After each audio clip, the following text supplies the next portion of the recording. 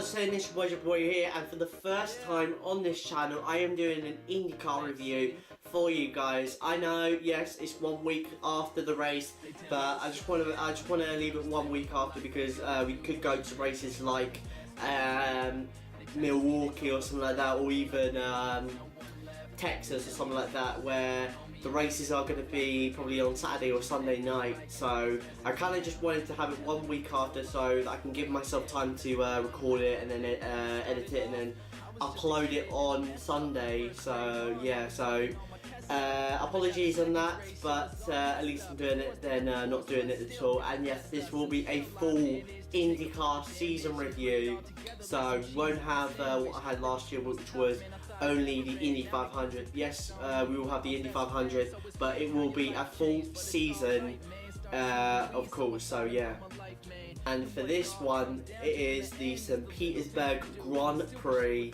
the first race of the season, and yeah, let's get straight into it. So in terms of the changes in IndyCar, first thing was the drivers.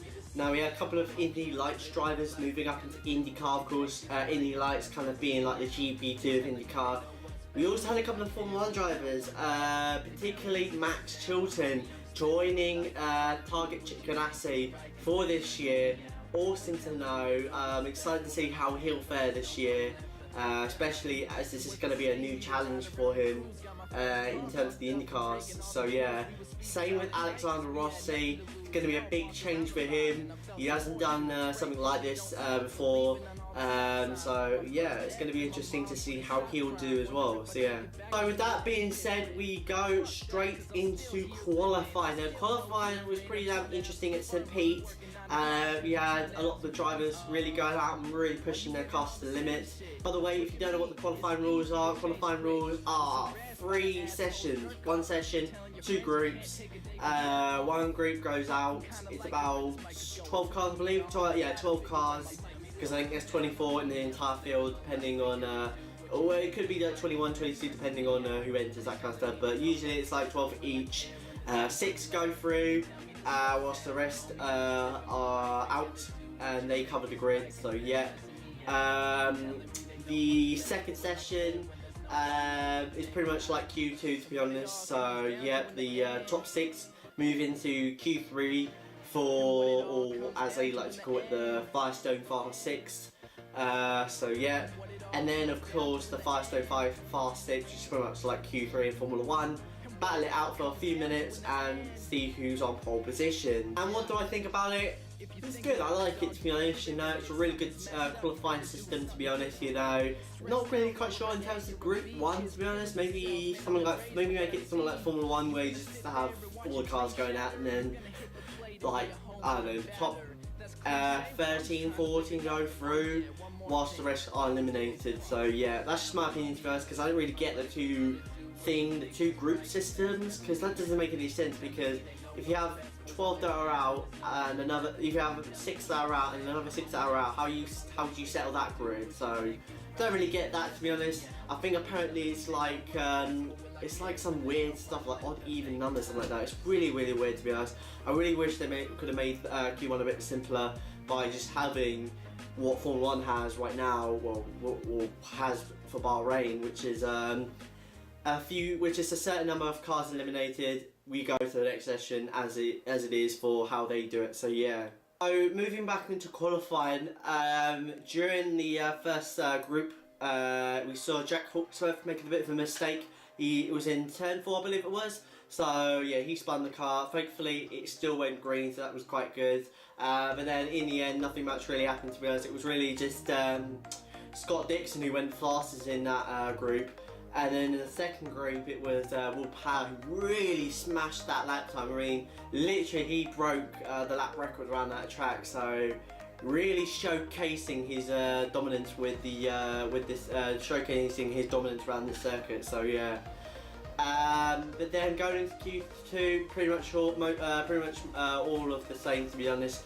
Will Power just really smashing those lap times in, along with the Penske's behind him as well.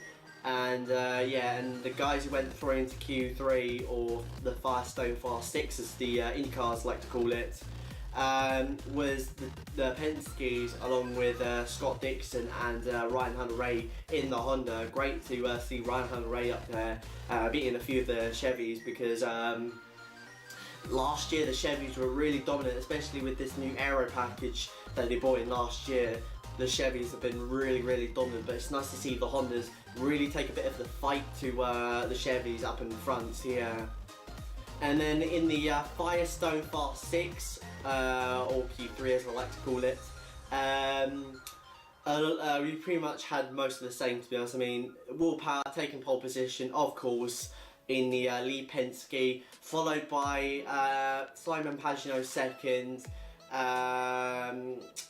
Montoya third, and I believe it was Castroneves fourth. So yeah, those are the top four, along with Scott Dixon fifth, and I believe Ryan Hunter-Reay sixth. So yeah, so those are the top six for the race. Very good grid, but mostly dominated by Penske's, of course. Penske have been really dominating last year, and now they've continued that resurgence with a top 4 pole position for that team, particularly, but mostly for Will Power taking pole position and really smashing those laps in. So yeah, so a great day in terms of qualifying for the Penske boys. So going into the race, which was a rolling start, actually, to be honest. I'm not really a fan of those rolling starts, to be honest. I'm more of a fan of the standing starts, particularly with streets or road courses. I know with ovals, of course, you have to run rolling starts, you know, because of the way the speedways are run, that kind of stuff. But it would be nice if Indycar would just go back to the standing starts, because remember in 2014 they did do that, but for some odd reason they just got rid of it after the crash at the Grand Prix of Indianapolis, where Oreo Servia, no, actually, I don't know who it was actually. He got rear-ended hard at the start of the race. He couldn't get going, and as a result, like I said, he got rear-ended hardcore at the start of the race, which put him out of the race. A very scary accident, and as a result, IndyCar just banned the system of having standing starts in street and road courses. So it'd be nice to go back to it. I don't see the problem with it. You know, Formula 1 does it beautifully. You know, with the incident at the Grand Prix of Indianapolis, it was just one of those things where he couldn't get off the line, and everyone tried scattering around him, and as a result, one of them got it completely wrong and smashed into the back of him. So I think now they should go back to it, to be honest, you know, because like I said, Formula 1's doing well with that kind of stuff, and it's a bit of a challenge as well, because you know, because the guys have to get the clutch right, they have to time it beautifully, they have to get a good start, they have to make sure they don't get a lot of wheel spins so they can get off the line perfectly.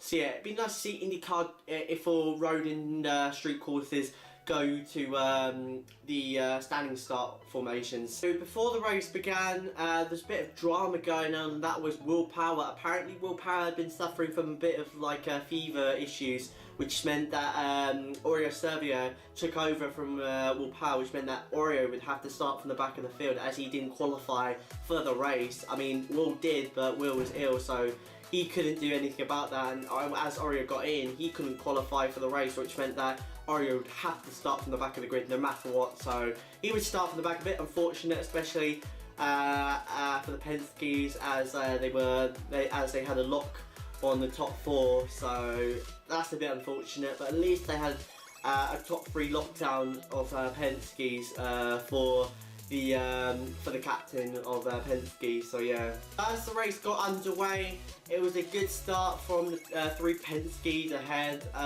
Bit of jostling, I'd say, going on in the mid-pack and in the back of the field as well.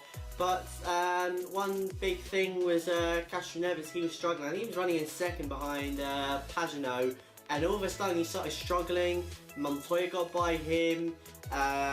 Who else? Hunter-Reay got by him. A few of the Hondas got by him, and then as he was driving into the pits, he almost collects, I think it was Rahal in the mid-pack of the field there. He almost collects Rahal as Castroneves just dives straight into the pits in front of him. So a very dangerous move. I was surprised he didn't get a penalty for that, to be honest, because that was very dangerous, of course. So yeah, he gets into the pits because of tyre issues. That drops him, I think, down to the 10th. So yeah, but he managed to get back into the top 3. So yeah. And then afterwards, we saw a bit of jostling for position. Bourdais and Michael Lotion back in IndyCar. Great to see him after a year out of IndyCar. So yeah, that's good to see. We also saw a bit of contact, and that was Marco Andretti hitting the side of, I believe it was, I'm not quite sure it was, I think it was Michael Lotion again. So Michael Lotion get into a bit of dramas, I'd say, in his first race, as Andretti, who on his birthday actually, funny enough, spins his car round via collision, and then afterwards it gets from bad to worse as his car, for some odd reason, has a problem, and as a result afterwards it was just yeah, it was pretty much game over from then on. So unfortunate, but that's racing. These stuff happens. So yeah. And as the race got underway, we had a massive collision. This was what really made the race, to be honest. This massive collision in turn 4. Basically what happened was, I think it was, I'm not entirely sure what it was, one of the Hondas went down the inside of another Honda. They hit Rahal in the process as well. Well, basically the 2 Hondas hit, that collides with Rahal, and then as a result traffic jam and mayhem happened in turn 4. A lot of the guys run into the back of each other, they go into the barriers, I mean literally, and then afterwards it became really a traffic jam. So yeah, pretty crazy accident, but yeah, that's what to expect in IndyCar street racing, to be honest. I mean, you do get that in IndyCar quite a lot, especially with street races. Of course, Formula 1, I guess it's a bit more sort of calmer, I would say, to be honest, because there's not a lot of people like going for it because they do realise it is a street circuit. But with IndyCar, I think they're a bit more liver. They like to push their luck a bit more than Formula 1 drivers would. So yeah, so as a result we got that massive collision. Then the safety car came out again. It did come out for Andretti, but then it came out again for that incident. It came out for a few laps, but then it went back in and we got some racing back going again. And then afterwards, really, nothing much really happened. I mean, we got Conor Daly, who did a really stunning job, got leapfrogged his way pretty much to almost the lead of the race, to be honest, via one car. I think it was like Montoya, who was the only car that couldn't get in front of, apparently. So yeah, good drive from Conor Daly, especially a guy who didn't really have a good season last year, having a sublime season this year, putting himself right at the front, putting himself in the fight with the Penske's, which is absolutely awesome to see. So yeah, maybe a Conor Daly, a future champion in the making, to be honest, definitely. So yeah. And then on about lap 70, lap 80, dramas for Target Chip Ganassi's Scott Dixon. He had a bit of engine issues, a bit of overheating issues, I mean, and as a result he had to go into the pits to address those issues, which cost him a little bit of time and really just dropped him pretty much to the back of the field. So unfortunate for him there. Same with Kanaan, I believe, as well. So unfortunate, not a good day for the Target Chip Ganassi, to be honest. So yeah. Then with about 10 or so laps to go, we had some action going on, and that was Hunter Ray going on the inside of Castroneves, going into turn for a great move, especially as there was traffic around him. So really, Hunter Ray using that traffic to his advantage and getting himself up into the P3, so that's good to know. And then also we had Montoya leading the race, having a bit of issues with his car. Basically what happened was his steering wheel was kind of jerking to the right, I believe it was, and as a result it was really hurting his performance, and as a result Simon Pagenaud was really closing up to Montoya, but in the end really wasn't enough because there was a lot of traffic ahead of Montoya and Pagenaud. Montoya got ahead of those quite easily, no trouble whatsoever, but Pagenaud had a little bit of trouble because a few of them were battling. So yeah, Montoya, as he was going through, they weren't battling, but as soon as Pagenaud got close to them, they would start battling. So yeah, it cost him a little bit of time, it cost him that chance of maybe winning the race. As a result, Montoya comes through to win the race. A fantastic drive by Montoya. Second place was Pagano, of course, good drive by him. Third was Hunter Ray, great drive by him there. Awesome to see that Honda in third place. Fourth was Castroneves, good drive by him there. Struggled in the start, but managed to sort of reclaim that to fourth place, I would say. So yeah, a fantastic race nevertheless. Lots of drama, lots of action, and yeah. And the next time we see these IndyCar boys, it will be Phoenix in a week's time actually. But for me, it will be 2 weeks when you'll see a review for that. So yeah. So I hope you guys enjoyed this video. If you did, then hit that like button below, subscribe to me once again. So just watch your boy, I'm out. Peace.